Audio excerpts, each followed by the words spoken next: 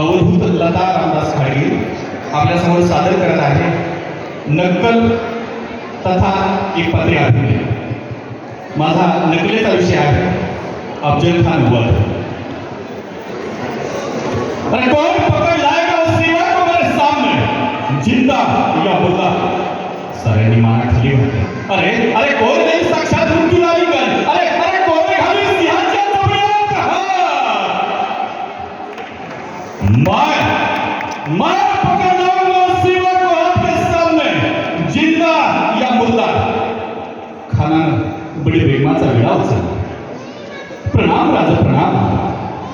बहिणी काय निरोप घेऊन आल्यास?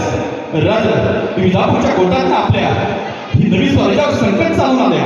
अफजल खान आल्या. जगदंब जगदंब. प्रणाम मासाहेब प्रणाम. बोला राजा. मासाहेब स्वराज्यावर संकट चालून आले. अफजल खान आला. गुप्तहेरांनी बातमी दिली आम्हाला शुभा. राजा जावं लागेल. जा की मग शुभा. पण सोबत हत्तीदल घोडदल पायदल फौज फाटा. मग शिवा मासाहेब याला कदाचित भेटीत काही दगाफटका झाला तर खामोश. समजेल समजेल जन्मतात वाचाटी होते म्हणून.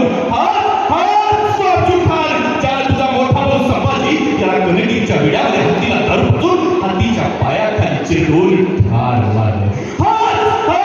अफजल खान ज्याने तुझ्या पिताश्री शहाजी भोसले यांना बेड्या घालून विजापूरच्या दरबारात भिंत काढून नाचवलं. अरे परतफेडीची वेळ आली आहे. जा मासाहेब आशीर्वाद घ्या. यशस्वी भव. जीवा महान संभाजी कावजी आपल्याला राज्यात सोडावं लागेल. तर आपल्याला आता प्रतापगडावर जावं लागेल.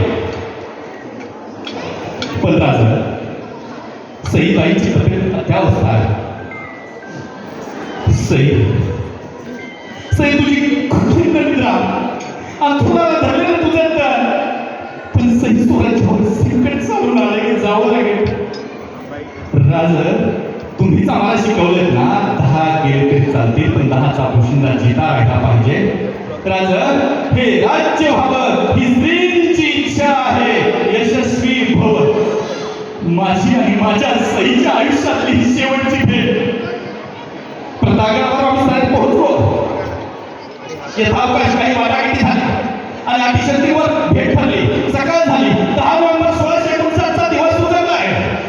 मी अंगामध्ये चिखल त्यावर अंगरखा त्यावर जरीचं कुर्तं घातलं. डोक्यामध्ये जिरेटो त्यावर मंदिर पालथा. डाव्या हाताच्या हस्तामध्ये बिछवा होत असलाय. डाव्या हाताच्या बोटांना वाघ घातला. मी तयार झालो. सोबत विश्वासू सरदार घेतले. राजा प्रतापगडाच्या पायथ्याशी बघा हा शामियाना आपली वाट पाहतोय. खाण्याची बंदोबस्त आहे. बोकीजी जरा आत जावं आणि खानाला सांगा त्याच्यासोबत भासलेला सय्यद पडला जरा बाजूला करायचं. आटी शर्यतीत नाही तसं जरा मी भीतोय असं सांगा. खान साहेब आमचं राजा म्हणत्या तो जवळचा सय्यद पडला महाकाय जरा बाजूला करा की आमचं राजा त्याला खूप भेटत्या.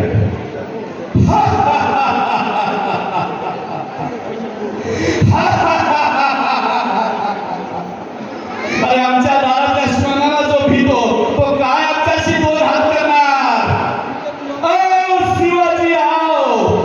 खानाला मी आलिंगन दिलं. त्याने माझी मान डाव्यामध्ये टाकली आणि त्यात पाठीमध्ये कट्यात बसली. दिशी आवाज झाला.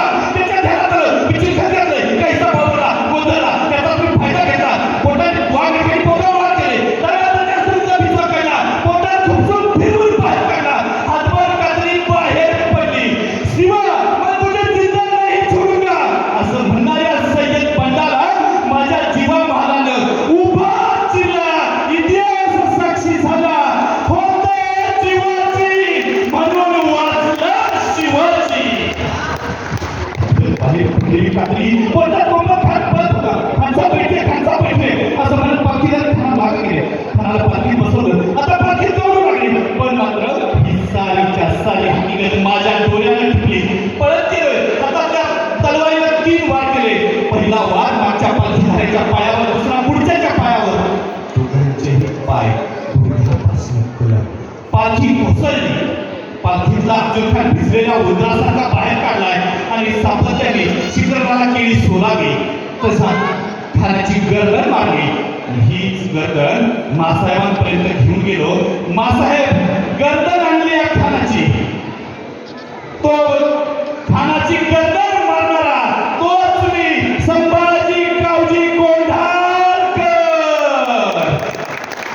संभाजी कावजी राज, आपला वाद आपलं युद्ध अपप्रवृत्तीशी होतं, धर्माशी नव्हतं, माणसाशी नव्हतं. त्या खानाची विल्हेवाट त्याच्या धर्मानुसार लावा. स्वतःच्या धर्माचा अभिमान जरूर